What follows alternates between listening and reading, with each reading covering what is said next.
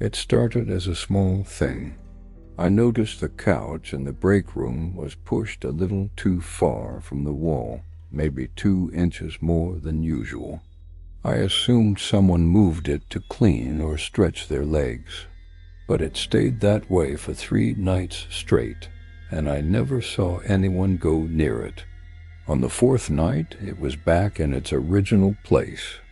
That warehouse is empty after 6 p.m. except for me and 2 other night staff. The floor is cold, the walls sweat in the summer, and the only place with any comfort is the break room, a windowless space tucked between storage rows B and C, with yellowish lights and old mismatched furniture. I started noticing other things. The plastic microwave cover would be flipped upside down. The mini-fridge, which always hummed loudly, would sometimes fall completely silent when I walked past. Once I found the coffee machine unplugged and still warm. No one else seemed to care. They clocked in, did their rounds, and avoided the break room. I asked once, just casually, if anyone noticed anything odd in there. One guy just shrugged. The other muttered something about bad energy and laughed it off like a joke. But after that, I realized I never saw him use the room again. The strange part was the cameras. I only checked them because I thought maybe I was forgetting. Maybe I had been the one moving things and just didn't remember. I went back through the footage for a few nights. It showed me walking past the room several times, but I never went in, even though I remember sitting on that couch. I remember the dull vinyl feel of it, the sound of the old fridge door squeaking, the fluorescent lights humming overhead. I remember it clearly, but on the footage I always passed by, there's something about that room that pulls at the edges of your memory, like it's real only while you're inside it. When you leave, it turns into something else, like a dream or a place you've only read about. But it wasn't just the furniture. I started noticing the colors. The walls are pale beige.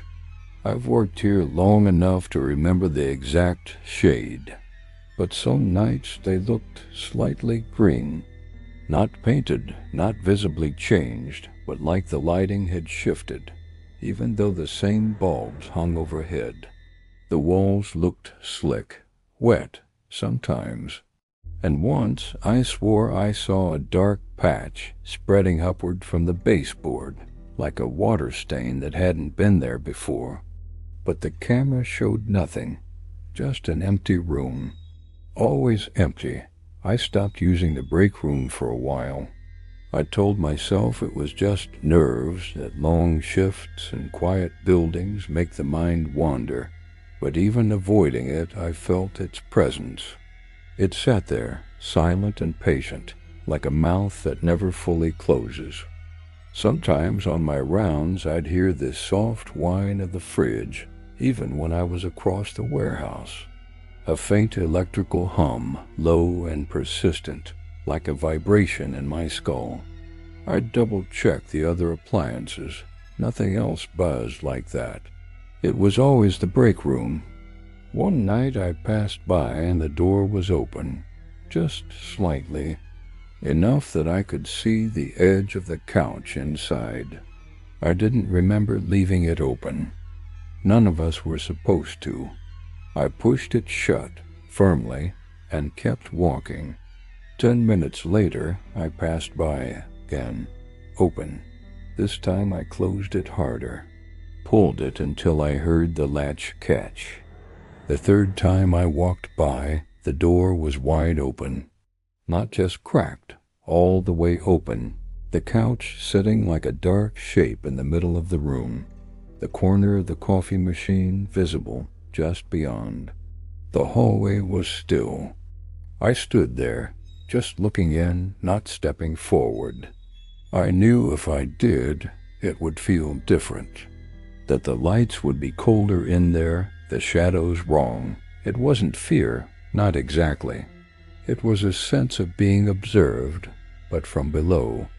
Like the room wasn't watching me, but remembering me. As if I had already walked in hours ago. As if I never left. Later that night, when I finally checked the cameras again, the hallway feed showed nothing strange. The door never moved.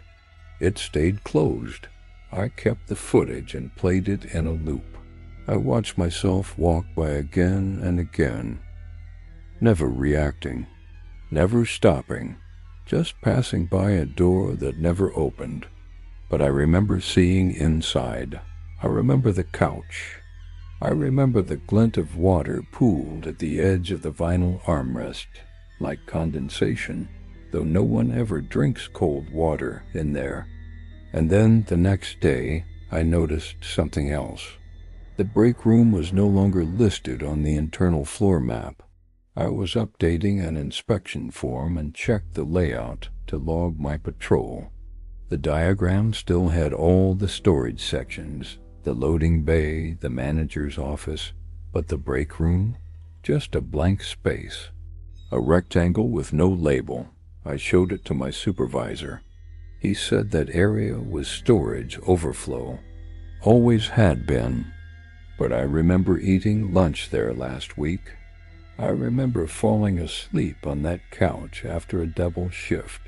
I remember plugging in my phone charger under the crooked table leg and watching the fridge light flicker on and off. But the map says the room was never there, and the camera shows I never entered it.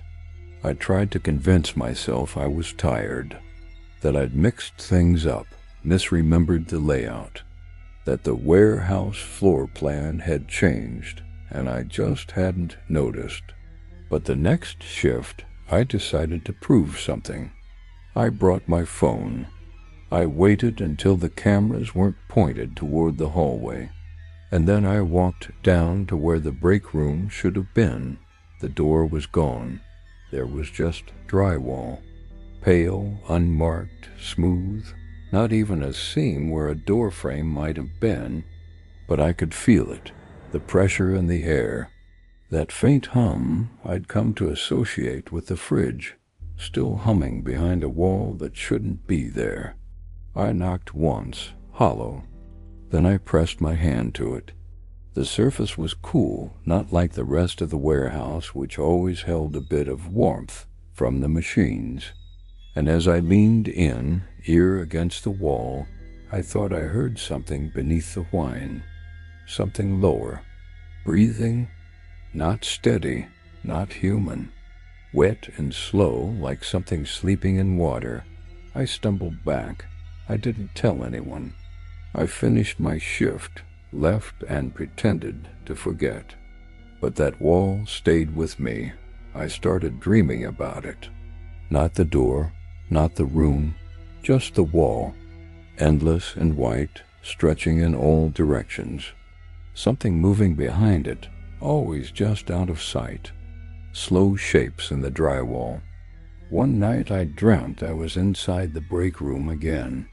Everything was just slightly off. The table longer than it should be, the couch taller, the air too thick. I looked down and the floor was pulsing like skin. When I tried to run, the room didn't stop me. It just stretched. It let me keep moving as long as I didn't try to leave. I quit a week later. I told them it was for personal reasons. No one asked questions. They handed me my last paycheck, wished me luck. I wanted to tell someone, just to ask if they remembered the break room. But no one did. When I returned a month later, just to look from the outside, the building was still there. Same walls, same gates, but the hallway windows were blacked out, covered over. And yet, when I turned off my car and sat in silence, I could still feel it. That low, steady hum, vibrating through the ground. The sound of something still breathing, deep behind the wall. Still waiting. The dog had always been calm, a gentle golden retriever that rarely barked, never whined without cause, and spent most of her days dozing in sunlit corners or padding quietly through the house. But something had changed. She had started getting up at night, not to eat, not to go outside, just to stand in one specific corner of the living room. It was a completely ordinary space. Bare walls, a bookcase, and a nearby outlet. But she would freeze there, motionless, her eyes fixed on the meeting point of the two walls. Then the growling would begin. Not loud, not threatening. Low and constant, like something deep inside her was warning her not to move. Her fur would rise along her back. She wouldn't respond to her name or commands. She wouldn't blink. At first it seemed harmless. Maybe she heard a mouse in the wall, or caught a scent from the vent. But by the third night, her behavior became too specific to ignore. Same posture, same time, same unwavering focus. One evening, long before sunset, she approached the corner again. She didn't bark or growl. She just stared, trembling slightly, then lay down facing the wall, as if waiting. When her owner finally investigated, there was nothing. No droppings, no cracks, no hum from wires or loose outlets. Nothing but silence. The air felt colder in that corner, but it was probably just imagination. Still, the dog wouldn't leave it. Not even to eat. Something in that corner had her full attention. And whatever it wasn't leaving either. The retriever stopped sleeping altogether. She stayed curled near the corner, her body rigid even in rest, her ears twitching at sounds no one else heard. It became harder to get her attention. Her eyes followed something that moved too slowly to notice, tracking an invisible drift across the ceiling, or pausing suddenly as if startled by a shift only she sensed. The owner began waking up at night with the sense that someone had just left the room. Not footsteps, not noise, just the air slightly disturbed, the faintest tingle on the skin, like being watched from behind. Sometimes things felt slightly moved in the house, too. Not misplaced, just subtly altered. A lamp tilted differently. A glass he was sure had been washed, now sitting slightly askew on the counter, rim fogged with moisture. The dog refused to eat in the kitchen. She wouldn't even walk past the doorway. Then the scratching started. Faint, intermittent, always from behind the wall where she stared. Dry and brief, like nails on old plaster. Not rodents, not plumbing. The kind of scratching that didn't scurry, the kind that paused when someone listened. Late one night, the lights flickered. A short burst, barely half a second, but when they returned, the dog had backed away from the wall, tail between her legs, crouched so low she was almost flat against the floor. Her body trembled violently. Her eyes were wide with something that looked a lot like fear. The corner was no longer cold. It was warm now, not hot, just wrong. The air there felt heavier than the rest of the room, dense. And when standing close enough, there was a faint odor, impossible to name. Not rot, not mold. Something drier, something old. It was no longer just the dog watching the corner. Now the corner was watching back. He stopped turning off the hallway light. It didn't make a difference to the shadows in the corner.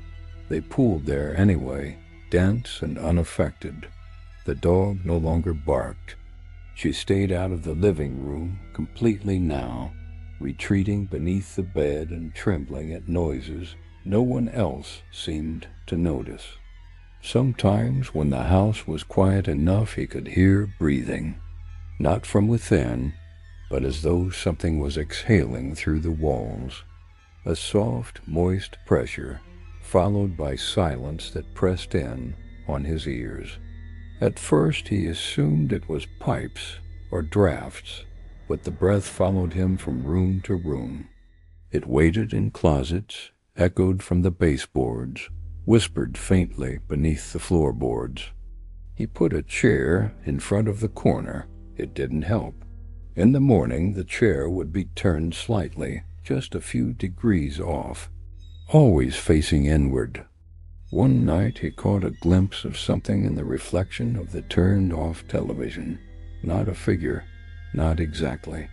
Just a distortion, like heat ripple, like light bending around something that wasn't there. It was standing exactly where the dog used to sit.